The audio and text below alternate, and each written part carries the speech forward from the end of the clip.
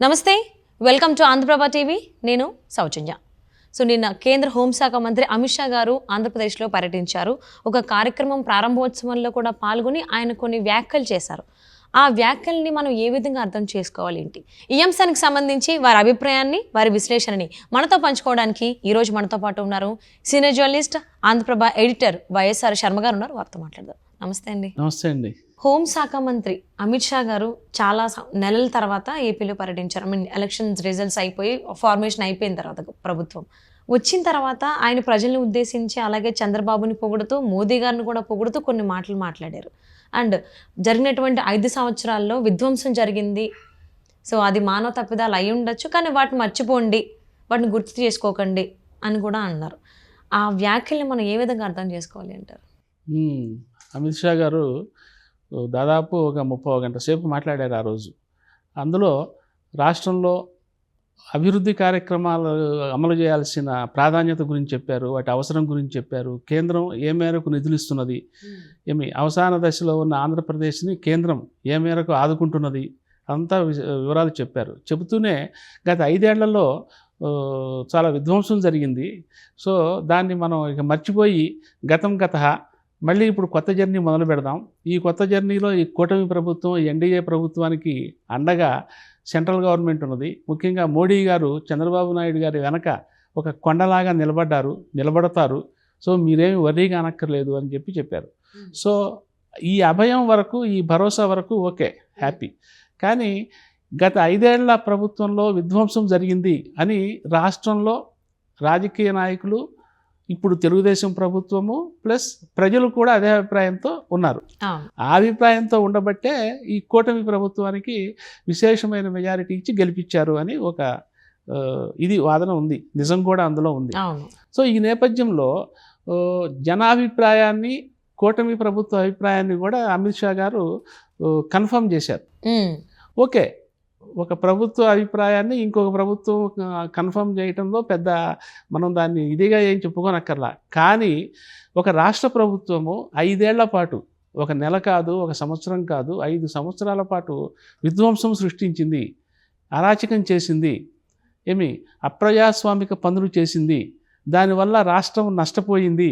అయినా సరే మీరు మర్చిపోండి, ఆయన చెప్తున్నది ఇదే. అవును, ఇంత జరిగింది, ఇంత అరాచకం జరిగింది, అయినా మీరు మర్చిపోండి, ఇక ఇక్కడి నుంచి మనం మొదలు పెడదాం అంటే కేంద్ర ప్రభుత్వము ఒక రాష్ట్ర ప్రభుత్వము గురించి ఏమాత్రం పట్టించుకోదా, అది ఏ బాటలో నడుస్తున్నది, ప్రజలకి ఏమాత్రం హామీలు నెరవేర్చకుండా కీడు చేస్తున్నది, హాని చేస్తున్నది. ఒకవేళ ప్రజా వ్యతిరేక కార్యక్రమాలు చేస్తుంటే సెంట్రల్ గవర్నమెంట్ ఇన్వాల్వ్ అవ్వాల్సిన అవసరం లేదా, చట్టాలు ఏం చెబుతున్నాయి, ఇవన్నీ కూడా సామాన్య ప్రజల్లో ఈ రోజున చర్చనీయాంశాలైనాయి. అంటే సాక్షాత్తు ఒక కేంద్ర హోంమంత్రి రాష్ట్రానికి వచ్చి 5 ఏళ్ళు మీరందరూ బాధపడ్డారు, అక్రమ అరెస్టులు కానివ్వండి, అక్రమ కేసులు కానివ్వండి, అట్లాగే ఆర్థికపరమైన నష్టాలు, ప్రభుత్వానికి ఆర్థికపరమైన నష్టాలు, ఇవన్నీ జరుగుతూ ఉంటే కేంద్ర ప్రభుత్వము ఒక ప్రేక్షకుడిలాగా, ఒక స్పెక్టేటర్ లాగా మిన్నకుండిపోయి ఎలక్షన్లు అయిపోయిన తర్వాత, ప్రభుత్వం మారిన తర్వాత, కొత్త ప్రభుత్వం వచ్చిన తర్వాత ఆ కొత్త ప్రభుత్వాన్ని ఉద్దేశించి, ఆ కొత్త ప్రభుత్వాన్ని ఎన్నుకున్న ప్రజలను ఉద్దేశించి మీరు అవన్నీ మర్చిపోండి అనటంలో అసలు ఏమన్నా ఔచిత్యం ఉందా? ఎంత మాత్రం ఔచిత్యం లేదనేది ఒక సామాన్య మానవుడి అభిప్రాయం. ఎందుకంటే గతంలో మనం ఇందిరాగాంధీ గారు ప్రధానమంత్రిగా ఉండగా, ఆ తర్వాత రాజీవ్ గాంధీ గారు ప్రధానమంత్రిగా ఉండగా రాష్ట్ర ప్రభుత్వాలు అక్రమ చర్యలకు పాల్పడుతున్నాయని, అప్రజాస్వామికంగా వ్యవహరిస్తున్నాయని రాష్ట్ర ప్రభుత్వాలని రద్దు చేసిన సందర్భాలు ఉన్నాయి. అప్పుడు అదొక విమర్శ నడిచేది, అనవసరంగా కేంద్రం తలదూరుస్తున్నది అని. సరే, అందులో ఆ రాష్ట్ర ప్రభుత్వాలు, అప్పటి రాష్ట్ర ప్రభుత్వాలు ఏవైతే ఆరోపణలు ఎదుర్కొన్నాయో అవి నిజంగా అప్రజాస్వామికంగా వ్యవహరించినాయా, నిజంగా అధికార దుర్వినియోగం పాల్పడ్డాయా అనేది విచారణ లేకుండానే ప్రభుత్వాన్ని రద్దు చేసేవాళ్ళు. సో అందువల్ల ఇందిరాగాంధీ చర్యలు కానీ, రాజీవ్ గాంధీ చర్యలు కానీ విమర్శల పాలైనాయి. కానీ ఇప్పుడు సాక్షాత్తు కేంద్ర హోంమంత్రి, ఈ కేంద్ర హోంమంత్రే, ఈ ఎన్డీఏ కేంద్ర ప్రభుత్వమే గత 5 ఏళ్లలో కూడా అధికారంలో ఉంది ఢిల్లీలో. సో అంటే ఒక సామాన్యుడికి వచ్చేటువంటి డౌటే అది. అంటే ఇప్పుడు కొత్తగా వచ్చి ఏం మాట్లాడట్లేదు అమిత్ షా గారు. పాత ప్రభుత్వం ఉన్నప్పుడు కూడా ఈయనే ఉన్నారు, ఇప్పుడు వచ్చి కొత్త ప్రభుత్వం ఏర్పాటు అయిన తర్వాత అప్పుడు విధ్వంసం జరిగింది, చాలా విపత్తులు జరిగాయి, వాటన్నిటిని మీరు మర్చిపోండి అనేటువంటి మాట మాట్లాడడం అంటే రాష్ట్ర ప్రభుత్వం ఎటువంటి తప్పులు చేసినా, ఎన్ని అక్రమాలకి దుర్మార్గాలకి పాల్పడినా కేంద్ర ప్రభుత్వం మాట్లాడదా, అలా కళ్ళప్పించి చూస్తుందా, నిమ్మకు నీరెత్తినట్టే ఉంటుందా అనేటువంటి అభిప్రాయాలు చాలా మందిలో వ్యక్తమవుతున్నాయి అమిత్ షా గారు మాట్లాడిన తర్వాత. అవును, ఇప్పుడు వైసీపీ ప్రభుత్వం ఉన్న 5 ఏళ్ళు 2019 నుంచి 2024 వరకు కేంద్రంలో కూడా వేరే ప్రభుత్వం ఉండి ఏమండి 24 ఎలక్షన్స్లో ఇక్కడ వచ్చిన కొత్త ప్రభుత్వం లాగా అక్కడ కూడా ఎన్డీఏ ప్రభుత్వం, మోడీ ప్రభుత్వం, అమిత్ షా ప్రభుత్వం వచ్చి ఉంటే అమిత్ షా గారు ఈ మాటలు మాట్లాడితే సబబుగా ఉండేది. కానీ ఒక బాధ్యతాయుతమైన ఈ అక్రమ చర్యను నివారించాల్సిన పరిస్థితిలో, పొజిషన్లో ఉన్న, స్థానాల్లో ఉన్న, పదవుల్లో ఉన్న నాయకుడే అదంతా మర్చిపోండి అని అనటంలో ఏంటంటే ఇందులో రాజకీయ అవసరాలు. గత 5 ఏళ్ళు ఎందుకని వీళ్ళు నిమ్మకి నీరెత్తినట్టు కూర్చున్నారు అంటే రాజకీయ అవసరాలు. జగన్ గారు కూడా ముఖ్యమంత్రిగా ఉండగా నెలకొకసారి 2 నెలలకు ఒకసారి ఢిల్లీకి పోయి ప్రధానమంత్రి గారిని కలిసి వినతి పత్రాలు ఇవ్వటము, అమిత్ షా గారిని కలవటము, కేంద్ర మంత్రిని కలవటం చేసేవాళ్లే రాష్ట్రానికి సంబంధించి, నిధులకు సంబంధించి, రాష్ట్ర అవసరాల మీద. బట్ ఇటువైపు వచ్చేసరికి రాష్ట్రంలో ప్రజా వ్యతిరేకత వ్యక్తమవుతూ ఉండటం, అట్లాగే చంద్రబాబు నాయుడు అరెస్టు, ఏమండి ఇటువంటివన్నీ కూడా ఒక రకంగా ప్రజల్లో చాలా అసంతృప్తికి, ఆగ్రహానికి దారి తీసినాయని ఎన్నికల ఫలితాలు మనకు తెలియజేసినాయి. మరి అవన్నీ జరుగుతున్నప్పుడు కూడా మోడీ ప్రభుత్వం ఏమాత్రము పట్టించుకోలేదు. సో ఇటువంటి సందర్భంలో అమిత్ షా గారు ఈ గత 5 ఏళ్ళు మర్చిపోండి అని అంటే మరి ఆ ఆర్థిక నష్టానికి ఎవరు బాధ్యులు? రాష్ట్ర ప్రభుత్వం, రాష్ట్రానికి సంబంధించి ఖజానాకి ఎంత దెబ్బ తగిలిందో దానికి ఎవరు బాధ్యులు అంటే ఒక రకంగా ఇప్పుడు కేంద్రమే బాధ్యత అని చెప్పాల్సి వస్తుంది. ఎందుకంటే ఇప్పుడు రాష్ట్రంలో చంద్రబాబు నాయుడు అమలు చేస్తున్న అన్ని పథకాలకి, ఒక పోలవరం దగ్గర నుంచి, ఒక అమరావతి రాజధాని దగ్గర నుంచి, వీటన్నిటికీ కూడా కేంద్ర ప్రభుత్వమే నిధులు ఇస్తున్నది. కేంద్ర ప్రభుత్వం డబ్బులు పంపిస్తేనే అక్కడ పని మొదలు పెట్టే పరిస్థితి. అమరావతి రాజధాని నిర్మాణము, అక్కడ పనులు మొదలు పెట్టాలంటే గడ్డపార పలుగు తీయాలంటే సెంట్రల్ గవర్నమెంట్ డబ్బులు ఇస్తే తీయాలి. అట్లాగే పోలవరం డబ్బులు ఇచ్చింది కాబట్టే అక్కడ డయాఫ్రమ్ వాళ్ళు నిర్మాణం స్టార్ట్ చేశారు నిన్న. సో ఇంతటి పారాసైటిక్గా, పరాన్నజీవిగా రాష్ట్ర ప్రభుత్వం ఉండాల్సిన పరిస్థితి ఎందుకు వచ్చింది అంటే కేవలం గత 5 ఏళ్లలో జరిగిన ఆర్థిక నష్టాన్ని పట్టించుకోకుండా కేంద్ర ప్రభుత్వం మౌన ప్రేక్షకుడిలాగా వహించడం వల్లే జరిగింది అనేది ఒక సామాన్యుడి అభిప్రాయం. అండ్ అంతేకాకుండా ఇంకొక మాట కూడా అన్నారు అమిత్ షా గారు, గడిచిన 6 నెలల్లో 3 లక్షల కోట్లు కేంద్రం నుంచి నిధులు మేము ఇవ్వడం జరిగింది, అంత సపోర్ట్ ఇస్తున్నాము. సో వీళ్ళిద్దరు కలయిక, నరేంద్ర మోదీ గారిది అండ్ చంద్రబాబు గారిది కూడా కలయిక, ఇద్దరు కలిసి ప్రగతిని, అభివృద్ధిని సాధించుకుందాం అనేటువంటి మాటలు కూడా మాట్లాడారు. అవును, అంటే ఇదంతా ఏంటంటే ఇప్పుడు కూటమి ప్రభుత్వం, ఏపీలో కూడా, ఢిల్లీలో ఎన్డీఏ గవర్నమెంట్, ఏపీలో కూడా ఎన్డీఏ గవర్నమెంట్. ఎన్డీఏ అంటే ఏంటి? ఒక తెలుగుదేశము, ఒక జనసేన, ఒక బీజేపీ కూడా ఇందులో భాగస్వామ్యంగా ఉంది కాబట్టి అది ఎన్డీఏ కూటమి అయింది. సో చంద్రబాబు నాయుడు గారు కూడా ఎలక్షన్లకు ముందు ఎన్డీఏ కూటమిలో చేరి ఎన్డీఏ కూటమి తరపునే పోటీ చేశారు. ఏమండి ఆ కథ అంతా మనకు తెలుసు. అసలు ఎన్డీఏ కూటమి ఎట్లా ఫార్మేషన్ జరిగింది ఏంటి, చంద్రబాబు నాయుడు జైలుకి వెళ్ళటము, ఆ జైలుకి వెళ్ళిన సందర్భంలో పవన్ కళ్యాణ్ గారు అప్పటికప్పుడు ప్రకటించటము కూటమిగా పోటీ చేస్తామని, ఆ తర్వాత పవన్ కళ్యాణ్ గారే బీజేపీని ముగ్గులోకి దించి కూటమిలో కలపటము, ఇదంతా కూడా ఎన్డీఏ గవర్నమెంట్ వచ్చింది. సో ఇప్పుడు రాష్ట్రంలో ఉన్న ఎన్డీఏ గవర్నమెంట్, కేంద్రంలో ఉన్న ఎన్డీఏ గవర్నమెంట్ వేరువేరు కాదు, ఒకటే. సో వాళ్ళిద్దరి మధ్య రాజకీయ అవసరాలు ఉన్నాయి. కేంద్రంలో మోడీ గారి గవర్నమెంట్ నిలబడాలంటే చంద్రబాబు నాయుడు గారి సపోర్టు అత్యవసరం. ఈ నేపథ్యంలో ఏంటంటే చంద్రబాబు నాయుడు గారు రాష్ట్రానికి సంబంధించిన అవసరాలని కేంద్రం తీర్చాల్సిన ఒక నైతిక బాధ్యత దాని మీద పడింది. దానితో ఏంటంటే ఇప్పుడు అమిత్ షా గారు చెప్పిన దాని ప్రకారం గత 5 ఏళ్ళు మనం జగన్ పాలనని ఒక మౌన ప్రేక్షకుడిలాగా చూస్తూ ఊరుకున్నాం కాబట్టి, దరిమిలా నష్టం జరిగింది కాబట్టి ఆ నష్టాన్ని కూడా పూడ్చాల్సిన బాధ్యత మన మీద ఉన్నది అని మోడీ గవర్నమెంట్ ఒక నైతికంగా ఒక బాధ్యతని ఫీల్ అవుతున్నట్టుగా మనం భావించాల్సి ఉంటుంది. అందుకనే గత 6 నెలల్లో ఇన్ని లక్షల కోట్ల డబ్బులు, అవి గ్రాంటా లేకపోతే అప్ప, లేదా థర్డ్ పార్టీ నుంచి మధ్యవర్తిగా ఉండి అప్పు ఇప్పిస్తున్నారా, ఇవన్నీ ఆ ప్రాసెస్లు డిఫరెంట్గా ఉంటాయి. ఎట్లా వచ్చినా సరే మొత్తానికి అప్పు, గ్రాంటు రాష్ట్రానికి వస్తున్నాయి. గత 6 నెలల్లోనూ కూడా భారీ ఎత్తున డబ్బులు వచ్చిన మాట వాస్తవం. అంటే కొత్త గవర్నమెంట్ ఫామ్ అయిన తర్వాత ఏపీలో 6 నెలల్లోనే 3 లక్షల కోట్లు వస్తే 5 సంవత్సరాలు ఎన్ని కోట్లు వచ్చాయి అసలు అవన్నీ ఏమైపోయాయి, ఎటువైపు మళ్ళించేశారు పాత గవర్నమెంట్ అనేటువంటి ఆలోచనలో కూడా కొంతమంది ఏపీ ప్రజలు ఉన్నారు. దానికి ఏమంటారు? సహజమే ఉంటుంది. అయితే గత 5 ఏళ్లలో కూడా ఒక వాదన ఏంటంటే కేంద్ర ప్రభుత్వం పెద్దగా నిధులు ఇవ్వకపోయినప్పటికీ జగన్ ప్రభుత్వాన్ని కాచుకుంది. అంటే జగన్ ప్రభుత్వానికి ఒక సెక్యూరిటీ బెల్ట్ లాగా ఆదుకుంటూ వచ్చింది. అది ఆర్థికపరమైన అంశాల పరంగా కాకపోయినా జగన్ గారికి సంబంధించి కేసులు అవి ఉన్న నేపథ్యంలో ఈ 5 ఏళ్ళు సక్రమంగా బండి నడపడానికి, రాష్ట్ర ప్రభుత్వం బండి నడపడానికి మోడీ ప్రభుత్వము నైతికంగా సహాయం చేసింది. ఆర్థిక పరంగా కాకపోయినా ఆర్థిక పరంగా కూడా చేస్తూ వచ్చినప్పటికీ కూడా జగన్ గారి హయాంలో ఇప్పుడు అమరావతి ఏమి జరగల, కేంద్రం ఇచ్చిన డబ్బులు ఏమీ లేవు. పోలవరం అది స్టాండ్ స్టిల్ ఆగిపోయింది, సో డబ్బులు ఏమీ లేవు. సో విశాఖ రైల్వే జోను ఏమీ జరగలేదు. ఇంకేమున్నాయి అసలు ప్రాజెక్టులు ఏమున్నట్టు? ఎప్పుడు కూడా మాకు కేంద్రం నుంచి డబ్బులు రాలేదనే మాటే కదా విన్నాం జగన్మోహన్ రెడ్డి గారి నుంచి. ఈయన వెళ్ళి వినతిపత్రం ఇవ్వటము, ఆ వినతిపత్రంలో కూడా 10, 15, 20 పాయింట్లు ఉండేవి. సేమ్ అదే కాగితం తీసుకెళ్ళి ఇవ్వటము, మోడీ గారు తీసుకోవటము. అయితే అక్కడ ఉన్నది ఏంటంటే జగన్ ప్రభుత్వ మద్దతు కూడా మోడీ గవర్నమెంట్కి అప్పుడు అవసరమైంది. రాజ్యసభలో అది జగన్ గారికి ఉన్న రాజ్యసభ ఎంపీల మద్దతు అవసరమైంది. ఆ నేపథ్యంలో వాళ్ళు కూడా ఇతన్ని చూస్తూ చూడనట్టు వదిలేశారు. లిటరల్లీ తెలుస్తున్నప్పటికీ కూడా విషయాలు చూసి చూడనట్టు వదిలేశారు. అది మళ్ళీ రాజకీయ అవసరాలు, అంటే వాళ్ళ అవసరార్థం, ఓకే, రాజకీయ అవసరాల నేపథ్యంలో చూసి చూడనట్టు వదిలేశారు. అది చివరికి రాష్ట్రంలో అదొక పెద్ద విఘాతంలాగా మారిపోయింది. సరే, తర్వాత పరిణామాలు మనకు తెలుసు, ఎలక్షన్లో ఏం జరిగింది ఏంటి అనేది. సో ఈ గత 5 ఏళ్ల ప్రభుత్వాన్ని చూసింది కేంద్రం, ఇప్పుడు నడుస్తున్న కొత్త ప్రభుత్వం 6 ఏళ్ల పాలనని చూసింది.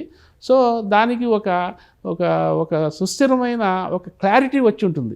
ఓకే, అంటే 6 నెలల్లోనే 3 లక్షల కోట్లు శాంక్షన్ చేసింది కేంద్ర ప్రభుత్వం అంటే ఎంత నమ్మకం ఉంది అనుకోవాలి వీళ్ళు ఇప్పుడు ఉన్నటువంటి కోటి ప్రభుత్వం పైన? అంటే 6 నెలల్లోనే ఇన్ని లక్షల కోట్లు అంటే ఏమైందంటే 2014 నుంచి 2019 వరకు చంద్రబాబు నాయుడు ప్రభుత్వమే ఉంది. అవును, అప్పుడు బీజేపీ ప్రభుత్వంతో సానుకూలంగానే చంద్రబాబు నాయుడు గారు వ్యవహరించారు. తర్వాత మళ్ళీ బీజేపీ నుంచి ఆయన బయటకు వచ్చేశారు, విడిపడిపోయినారు. సో అప్పటి నుంచి ఆయన ఈ అమరావతి నిధులు, పోలవరం నిధులు అడుగుతూనే ఉన్నారు. అయితే అప్పుడు ఉన్న పోలవరం అంచనాలు, ఆ తర్వాత పెరిగిన అంచనాలు, సో ఈ పెరిగిన అంచనాలు కొత్త అమౌంట్ ఇవ్వాలా, పాత అమౌంట్ ఇవ్వాలా అనే దాని మీదనే మల్లగుల్లాలు పడుతూ కాలయాపన జరుగుతూ వచ్చింది అప్పట్లో. ఓకే, సో ఇప్పుడు ఇస్తున్న ఈ లక్షల కోట్లు అని అంటున్నారే, ఇందులో 3 వంతులు దాదాపు పాత పెండింగ్ వ్యవహారాలే. ఓకే, 2019 వరకు సాగిన ఫిగర్స్ ఇవన్నీ కూడా. సో ఇప్పుడు కొత్తగా వచ్చింది ఏంటంటే అమరావతి రాజధానికి అప్పట్లో ఇంకా యాక్చువల్లీ చంద్రబాబు నాయుడు గారు అప్పుడు 5 ఏళ్ళు అమరావతి రాజధాని అంటూనే దాన్ని ఒక ఇంద్రలోకంలాగా తయారు చేయాలనే ఉద్దేశంతో జపాన్కి పంపించి, చైనాకి పంపించి, యూకేకి పంపించి రకరకాల పోర్ట్రేట్స్, రకరకాల దాన్ని ఏమంటాము డిజైన్స్ని రూపకల్పనలోనే ఆయనకు 5 ఏళ్ళు అయిపోయింది. ఆయన నిజానికి ఆ 5 ఏళ్ల కాలంలో అమరావతి రాజధానిని ఏదో ఒక స్థాయికి తీసుకొని వచ్చుంటే ఆ తర్వాత జగన్ గారు 3 రాజధానుల ప్రపోజల్ తెచ్చి ఉండాల్సిన అవసరం వచ్చేది కాదు. ఆయన అంత సాహసం చేసి ఉండేవాడు కూడా కాదు. కానీ అప్పుడు ఆయన ఈ కాలయాపనతో ఏమైందంటే 5 ఏళ్ళు గడిచిపోయింది, అది అన్నీ అక్కడ ఆగిపోయినాయి. ఇప్పుడు అమరావతి కంటిన్యూటీ అనమాట, ఆ కంటిన్యూటీ నిధులే వస్తున్నాయి.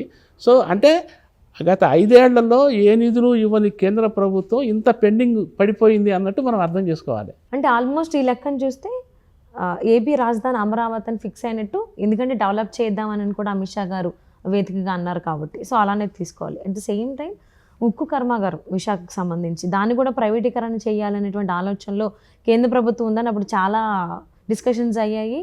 అండ్ కొన్ని చోట్ల అయితే ఈవెన్ ముఖ్యంగా మన వైజాగ్లో చూసుకుంటే చాలామంది అపోజ్ కూడా చేశారు, యాక్సెప్ట్ చేయలేదు. సో ఇప్పుడు కూడా ఆయన విశాఖ కర్మాగారాలను మనం కలిసి డెవలప్ చేసుకుందామని కూడా అన్నారు. అంటే దాన్ని బట్టి మనం ఏ విధంగా అర్థం చేసుకోవాలి అంటారు? అంటే ఒకటి, ఇప్పుడు మీరు అడిగిన దాన్ని బట్టి అమరావతికి సంబంధించి అయితే కేంద్ర ప్రభుత్వము మోడీ ప్రభుత్వానికి అమరావతి విషయంలో నో ఎనీ డౌట్స్. ఎందుకంటే అప్పుడు 2014-19లో చంద్రబాబు నాయుడు అధికారంలోకి వచ్చినప్పుడు అమరావతికి శంకుస్థాపనలు అవి జరిగినప్పుడు మోడీ గారు వచ్చారు. ఆ మట్టి తెచ్చారు, నీళ్లు తెచ్చారు, మీకు గుర్తుంది కదా. సో అప్పుడు ఆయన వచ్చారు అంటే వ్యక్తిగతంగా ఒక నరేంద్ర మోడీగా రాలేదు, ప్రధానమంత్రిగా వచ్చారు, అధికారికంగా వచ్చారు. వచ్చారంటే అర్థం ఏంటి, అమరావతి రాజధానిని ప్రధానమంత్రి యాక్సెప్ట్ చేశారని కేంద్ర ప్రభుత్వం యాక్సెప్ట్ చేస్తున్నట్టే కదా, అందులో ఇక నో క్వశ్చన్. సో అదే అమరావతికి ఇప్పుడు అడిగిన వెంటనే నిధులు ఇవ్వడానికి కూడా వాళ్ళకి అభ్యంతరం లేకపోయింది. మోరోవర్ వాళ్ళకి గత 5 ఏళ్లలో ఇదంతా స్టాండ్ స్టిల్ అయిపోయింది కాబట్టి, ఆ డెవలప్మెంట్ ఆగిపోయింది కాబట్టి దీన్ని సత్వరం యాక్షన్ ప్లాన్లో పెట్టాలని వాళ్ళు కృతనిశ్చయంతో ఉన్నారు కాబట్టి ఈ 6 నెలల్లోనే 3 లక్షల కోట్ల నిధులు రాగలిగినాయి, వాళ్ళు ఇవ్వగలిగారు. ఇక అదే సమయంలో గత 1-2 నెలల లోపలే ఈ వైజాగ్ రైల్వే జోన్ కానివ్వండి, అట్లాగే వైజాగ్ స్టీల్ ప్లాంట్ గత వారం 4-5 రోజుల క్రితమే మెటీరియలైజ్ అయింది ఏమండి. అట్లాగే పోలవరము, ఆ పోలవరం కూడా మళ్ళీ మీనమేషాలు, పాత అంచనా వ్యయం వేయాలా ఇవ్వాలా, పెరిగిన అంచనా వ్యయం ఇవ్వాలా అనే దాని మీద దాదాపు 5 ఏళ్ళు ఇదే నడిచింది. సో ఇప్పుడు దానికి ఏదో ఒక రాజీకి వచ్చి ఒక కొలిక్కి వచ్చి మొత్తానికి ఫండ్స్ రిలీజ్ అవటం మొదలుపెట్టినాయి, అక్కడ పనులు జరుగుతున్నాయి. సో ఇదంతా కూడా అటు కేంద్ర ప్రభుత్వము ఇటు రాష్ట్ర ప్రభుత్వము ఈ పథకాలన్నీ కూడా జాయింట్గా చేయాల్సిన వ్యవహారాలు. ఎందుకంటే చేయాల్సిన పనులేమో రాష్ట్ర ప్రభుత్వం చేయాలి, డబ్బులేమో కేంద్ర ప్రభుత్వం ఇవ్వాలి. సో రెండింటికి బాధ్యత ఉంది, నైతిక బాధ్యత ఉంది కాబట్టి ఆ రెండు ఇద్దరం కలిసి వీటిని చాలా శీఘ్రగతిన మెటీరియలైజ్ చేద్దాము అని చెప్పి అమిత్ షా గారు చెప్పారు. ఆ విషయంలో అది అభినందనీయమే. రాష్ట్ర ప్రజలు కూడా ఆ విషయంలో ముఖ్యంగా అమిత్ షా గారు ఇచ్చిన భరోసా, అంటే విశాఖ రైల్వే జోన్ గురించి కూడా ప్రస్తావించడం జరిగింది. ఈ లిస్టులో అది కూడా ఉంది, చాలా కీలకమైంది. అవును. సో ఇవన్నీ కూడా త్వరగా మెటీరియలైజ్ అవుతాయి అనే ఒక అమిత్ షా టూర్తో, ఆయన మాటలతో రాష్ట్ర ప్రజలకి ఒక గట్టి భరోసా దొరికింది. ముఖ్యంగా ఆయన అన్నమాట ఏంటంటే చంద్రబాబు నాయుడు గారి వెనక మోడీ కొండలాగా నిలబడతారని చెప్పారు. సో అది పెద్ద హామీ. ఇప్పటి వరకు గత 10 ఏళ్లలో ఏ రాష్ట్ర ప్రభుత్వానికి మోడీ కానీ అమిత్ షా కానీ ఇటువంటి పదజాలం ఇటువంటి మద్దతు ఇవ్వాల. సో అది ఒక రాష్ట్ర ప్రభుత్వానికి, ముఖ్యంగా చంద్రబాబు నాయుడు గారికి ఆయన అంత మద్దతుగా నిలబడతానని అనటం డెఫినెట్లీ ఈ 5 ఏళ్లలో రాష్ట్ర ప్రభుత్వం ఒక మంచి అభివృద్ధి పదంలో పయనిస్తుందని చెప్పి అనుకోవడానికి ఎక్కువ ఆస్కారం కనిపిస్తున్నది ఈ అమిత్ షా టూర్తో. అవును, ఈవెన్ ఆయన టూర్లో వచ్చి అన్ని ఎవరైతే ఏపీ ప్రజలు అలాగే ముఖ్యమంత్రి చంద్రబాబు నాయుడు గారు ఆకాంక్షిస్తున్నారో, సో అప్పటి నుంచి ఉన్నట్టుంది కదా, విశాఖ రైల్వే జోన్కి సంబంధించి కావచ్చు, పోలవరం ప్రాజెక్టు కావచ్చు, అలాగే రాజధానికి సంబంధించి అవన్నీ పాతవి. మధ్యలో మళ్ళీ విశాఖ ఉక్కు కర్మాగారం అనేది ప్రైవేటీకరణని కాకుండా మళ్ళీ మేము సాధిస్తాము, నేను ప్రైవేటీకరణ చేయించను అని చెప్పేసి విశాఖ ఉక్కు ఫ్యాక్టరీ ప్రైవేటీకరణ అయిపోయింది అన్న స్థాయికి వచ్చింది. అయిపోయింది అన్న స్థాయి. ఎస్, సెంట్రల్ గవర్నమెంట్ కూడా దాదాపు ఆ రూట్లోనే ఉంది. ప్రైవేటీకరణ చేయాల్సిన జాబితాలో ఉక్కు ఫ్యాక్టరీ కూడా ఉంది, విశాఖ ఉక్కు ఫ్యాక్టరీ కూడా ఉంది. యాక్చువల్లీ మోడీ గవర్నమెంట్ ఉద్దేశం కూడా అదే. కానీ ఇక్కడ వస్తున్న వ్యతిరేకత పైగా ఉక్కు ఫ్యాక్టరీకి ఏపీకి ఉన్న సెంటిమెంట్, ఇవి ఈ మోడీ ప్రభుత్వము అర్థం చేసుకుంది, గ్రహించింది. ఆ గ్రహించడంతో పాటు ఏంటంటే ఒక రకంగా ఏపీ అదృష్టం ఏంటంటే ఎన్డీఏ ప్రభుత్వము అధికారంలోకి రావటం, ముఖ్యంగా చంద్రబాబు నాయుడు ప్రభుత్వం మీద, తెలుగుదేశం ఎంపీల మీద అట్లాగే జనసేన ఎంపీల మీద అక్కడ ఎన్డీఏ ప్రభుత్వము ఆధారపడాల్సి రావటం, ఇది ఒక రాజకీయ అవసరంగా మారటము. సో ఇవన్నీ కూడా ఉన్నట్టుండి ఒక్కసారి ఆ వైజాగ్ స్టీల్ ప్లాంట్ విషయంలో యూటర్న్ అయిపోయింది సెంట్రల్ గవర్నమెంట్. అది కూడా చాలా మెచ్చుకోదగిన అంశమే. ఎందుకంటే మోడీ గారు వన్స్ ఆయన ఒక డెసిషన్ తీసుకుంటే, ఒక అభిప్రాయానికి వస్తే ఇక దాన్ని మళ్ళీ యూటర్న్ ఉండదు, ఆయన వెనక్కి తగ్గరు. 10 ఏళ్లలో మనం చూస్తే వెనక్కి తగ్గే అవకాశమే, క్వశ్చనే లేదు. మీరు 1,00,000 తీసుకోండి. ఆ రైతులు ఉద్యమంలో ఆ చట్టాలు, రైతుల సాగు చట్టాలు, ఒక 3 చట్టాల విషయంలో ఆయన ఒక అడుగు వెనక్కి వేశారు తప్ప, అది కూడా చాలా రోజుల తర్వాత చాలా నెలల తర్వాత. మళ్ళీ ఇప్పుడు పంజాబ్, హర్యానా దగ్గర రైతులు ఉద్యమాలు చేస్తున్నారు. అయినా సరే ఏమాత్రం నిన్న మొన్న చర్చలకు ఏదో కొన్ని షరతులు పెట్టింది కానీ గవర్నమెంట్ ఏమాత్రం లొంగే పరిస్థితి లేదు. మోడీ మనస్తత్వం అటువంటిది. అటువంటి ప్రభుత్వమే ఈ విశాఖ ఉక్కు విషయంలో యూటర్న్ తీసుకొని మెజారిటీ ప్రజలు, అంటే మెజారిటీ ప్రజలు కాదు, అసలు ఏపీ మొత్తం ఆంధ్రప్రదేశ్ ప్రజల మనోభావాలకు అనుగుణంగా నిర్ణయం తీసుకోవడం అనేది చాలా హర్షించాల్సిన విషయము.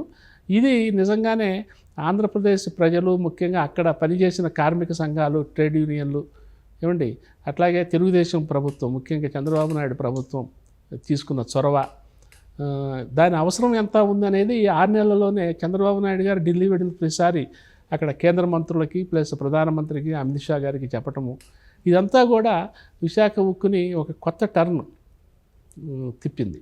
అవును. అండ్ అమిత్ షా గారి ఒక్క పర్యటన ఏపీ ప్రజల్లో ఎంత ధైర్యాన్ని నూరిపోసింది అనే దానికి అర్థమైపోతుంది. అంటే కొంచెం డౌట్స్ ఉండేవి, కేంద్ర ప్రభుత్వం సపోర్ట్ చేస్తుందా చేయదా కొంచెం అటు ఇటుగా, బట్ ఇప్పుడు అర్థమైపోతుంది కూటమి ప్రభుత్వానికి కేంద్ర ప్రభుత్వం ఎంత భరోసాగా చెప్పకనే చెప్పారు అమిత్ షా గారు, కొండంత అండగా వెనకాల ఉన్నారు చంద్రబాబు కానీ. సో ఈ సపోర్ట్ ఇలానే ఉండాలి. ఏదైతే ఏపీ ప్రజలు అభివృద్ధి కోసం ఎదురు చూస్తున్నారో గత 5 ఏళ్ల నుంచి, సో అవన్నీ ఈ కూటమి ప్రభుత్వం టైం పీరియడ్ అయిపోయేలోపు నెరవేరాలని మనస్ఫూర్తిగా కోరుకుంటూ thank you so much. Thank you అండి.